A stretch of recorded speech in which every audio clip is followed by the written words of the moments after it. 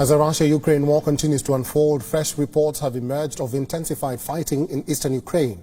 Both sides have been respectively issuing strong statements on their military progress in the conflict. Ukraine is 1 month into its counteroffensive and almost 17 months into the conflict with Russia.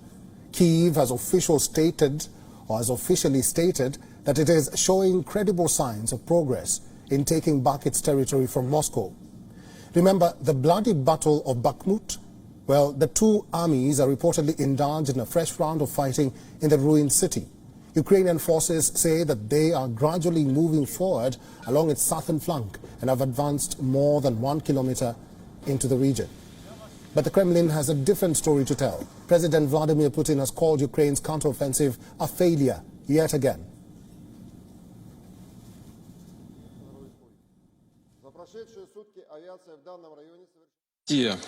Все попытки противника прорвать нашу оборону, а эта задача, в том числе с использованием стратегических резервов, они не увенчались успехов за все время наступления.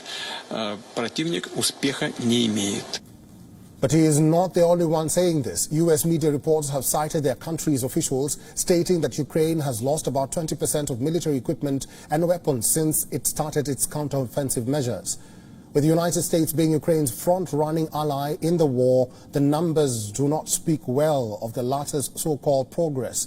5 weeks into a counteroffensive that even Ukrainian officials say is off to a halting start, commanders and soldiers fighting along the front lines indicate the slow progress comes down to one major problem: landmines. Ukraine's army is also hindered by a lack of air support and the deep network of defensive structures the Russians have built. Meanwhile, Russia has also responded to the cluster bomb developments in Ukraine. Despite being banned in more than 100 countries, Kyiv received cluster bombs from the United States.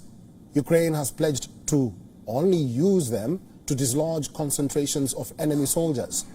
In a television interview, Russian President Vladimir Putin showed no hesitance to use cluster bombs should the need arise. Хочу отметить, что в Российской Федерации достаточный запас различного рода кассетных боеприпасов. Различного рода. Мы до сих пор этого не делали, не применяли, и у нас не было такой необходимости. Несмотря на известную нехватку в определенный период времени, и у нас тоже боеприпасов, но мы этого не делали. Но, конечно, если они будут применяться против нас, мы оставляем за собой право на зеркальные действия. Fact is, the past month has been a harrowing one, difficult phase of the war for the Ukrainian army. Besides the challenges on the ground, there is pressure to advance quickly and demonstrate to Western allies that the policy of arming Ukraine can turn the tide.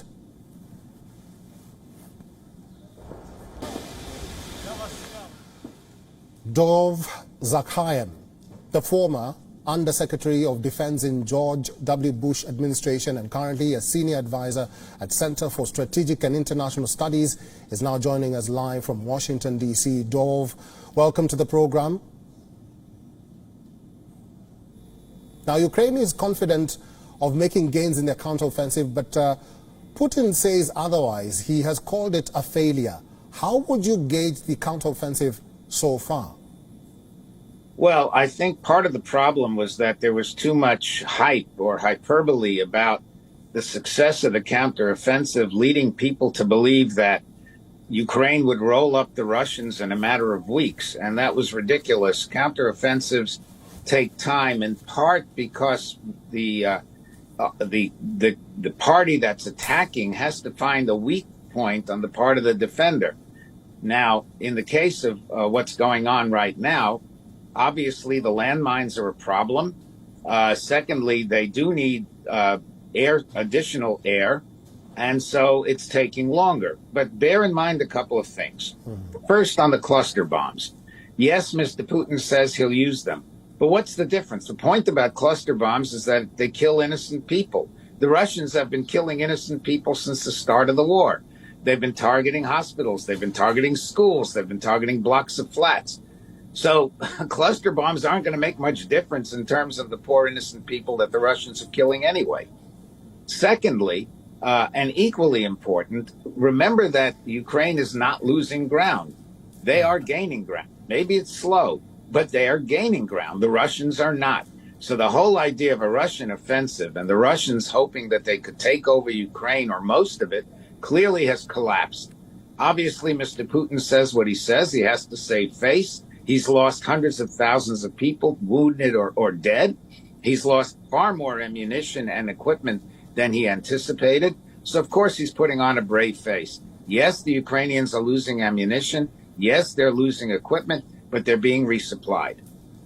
But Dov, let me ask you this. If Kyiv does indeed fail in the counteroffensive, what would that mean both for the war and for Russia? Well, it's a hypothetical. It's not clear that they'll fail in the counteroffensive. They may not get as far as they had hoped in the counteroffensive, or they may not have gone as quickly as they wanted in the counteroffensive.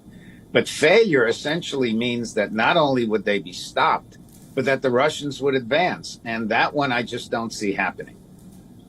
Dov, the United States has vowed to proceed with providing Ukraine with cluster munitions or bombs. Will that have any impact on the war? Will it embolden Ukraine in the battlefield?